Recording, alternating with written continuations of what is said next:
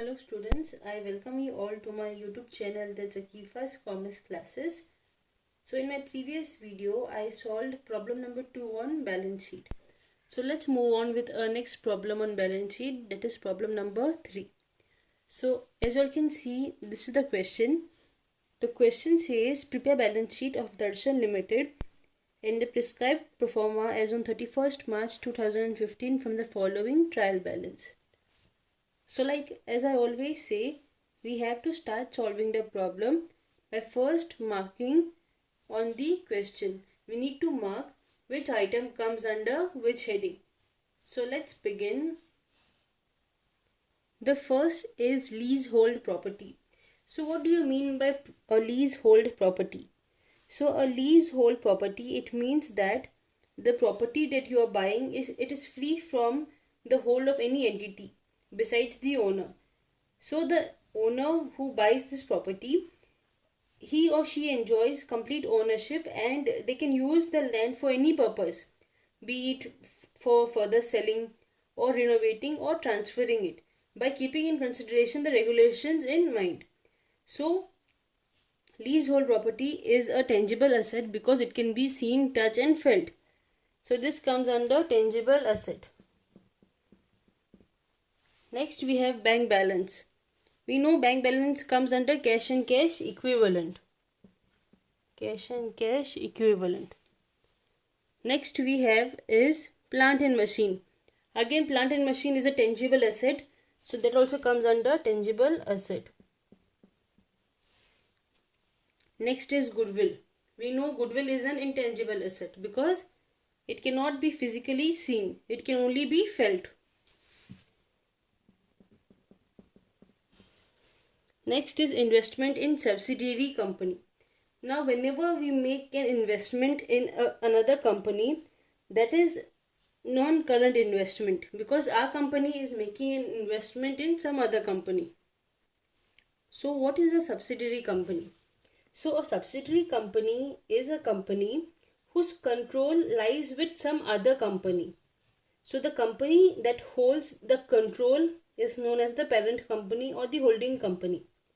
So in this case, what happens is that the parent company, it owns a majority of the shares of the subsidiary company, and therefore what happens is they exercise a major control over the company. So this is the meaning of subsidiary company. So here we have made an investment in such a company. So that is non-current investment. Next we have profit and loss account. Whenever we get profit and loss account, we have to see on which side it appears. So it is appearing on the debit side. It means we have to add it. Similarly, if it would be on the credit side, we would deduct it. So this comes under reserves and surplus. Next we have stock of finished goods. So stock basically comes under inventories. Next we have is accounts receivable. So accounts receivable, it is actually the balance of money that is due to a firm for goods or maybe the services that were given, but it has not yet paid by the customers. It means, in simple words, that we are supposed to receive a certain sum of amount of money from the customers or the supplier or the firm. So it means we are yet to receive an amount. So it is an asset to us, right? Because we have not received the amount yet, but we will receive it in the future. So that is accounts receivable. So therefore accounts receivable comes under trades receivable. Trade receivable. Next we have preliminary expenses and underwriting commission. So what do you mean by preliminary expenses? So preliminary expenses are those expenses which are incurred before the incorporation, initial stage and the commencement of the business. So these are those expenses which have been incurred before starting the company. So these kind of expenses, they are a part of these expenses which have to be debited every year to the profit and loss account. Now preliminary expenses, they are shown on the asset side of the balance sheet.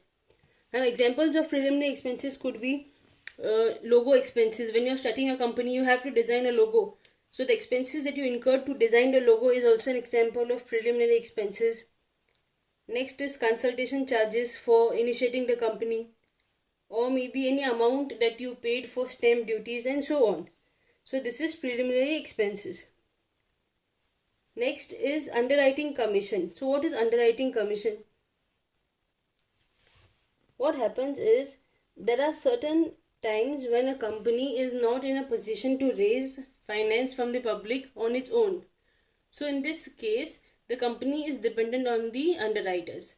So the underwriter is actually a guarantor who kind of promises or guarantees the company that he will bring so many shares to the company. So here he is a guarantor. So he provides the guarantee that if so and so shares are not subscribed by the public, then he will take it. So in return, we have to pay him something. So that amount that we pay him is the underwriting commission. So preliminary expenses and underwriting commission, they both are other non-current assets. Other non-current asset. Alright. So with this we finish the asset side. Now we move on to the liability side. We have first share capital. We know share capital comes under the heading share capital itself. So share capital. Next we have staff provident fund. So I mentioned earlier, any provision that is created for the employees for a long period of time comes under long-term provision. So next we have staff provident fund. So I have explained.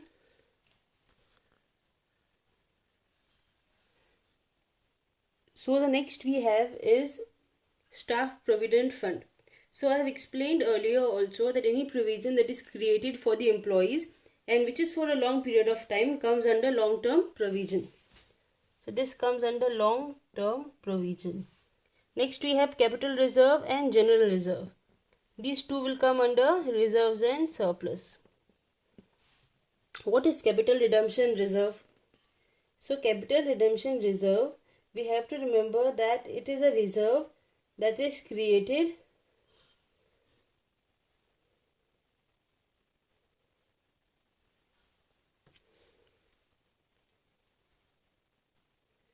whenever any company proposes to redeem the preference shares out of the profits that it has earned, then it transfers an amount that is equal to the face value of the redeemable preference shares to a separate account, and then account is known as capital redemption reserve account, and they are redeemable only out of the profits of the company. So this is capital redemption reserve. Next we have deposits from public.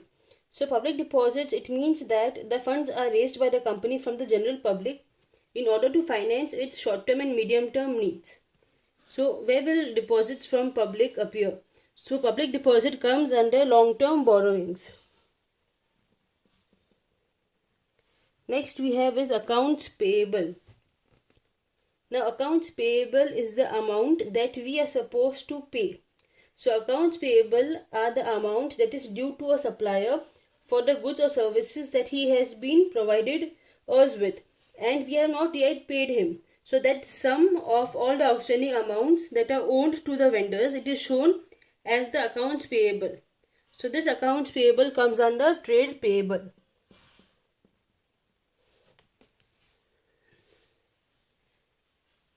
Next we have short-term loan from SBI. So here itself it's mentioned short-term loan, so it comes under short-term borrowing. And last we have is unclaimed dividend. This comes under other current liability. So unclaimed dividend, it is the dividend which is being paid by the company, but the shareholder has not taken the dividend, or maybe the shareholder has not yet claimed the dividend. So unclaimed dividend, it has to be paid by the company as and when it is demanded by the shareholder. So with this I explained the credit side as well. Students, in this sum there is one thing that you'll have to note, that is accounts receivable and accounts payable. I said accounts receivable comes under trade receivables and accounts payable comes under trade payable. So usually what comes under trade receivable, if you have debtors and bills receivable, you have to add both of them and write under trade receivable.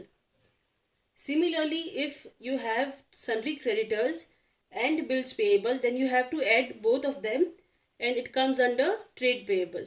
Alright. So this is the solution. On the basis of the markings that we made, I have written the solution, and you can see that there are three working notes. First is for reserves and surplus. So under reserves and surplus, we added three things. First is profit and loss account 70,000, then capital redemption reserve 2,20,000, and general reserve 1,90,000. Then moving on to tangible assets. Under tangible assets, we have leasehold property 16 lakhs, and then we also had plant and machine 9 lakhs. Then we have other non-current assets, under which we had preliminary expenses 39,000 and underwriting commission 45,000. So this is the way you are supposed to solve a problem in your exams. Now students, when we started with the first problem always seems to be difficult because you are not aware of the format, or you are confused about which item falls under which heading. But for balance sheet, you only require practice. The more you practice, the more you will be in a position to understand which item comes under which heading. So merely just by hearting the format, or by hearting what comes under which heading, it may be, so just merely by hearting which item falls under which heading, it may not be useful for exams because there are tendencies that you may forget it. So therefore, please try to understand why a particular item comes under the heading, what is the reason behind it, and so on. So if you understand the concept clearly, then you may be in a position to answer the balance sheet in a more easier way. So this is all for today. So in today's session, I covered one problem on balance sheet. If there are any queries, questions, or any doubts, then please feel free to ask me in the comment section. Also, in my next subsequent videos, I will start with the profit and loss account. So if you all liked my today's video, then please like, share and subscribe to my channel. Thank you.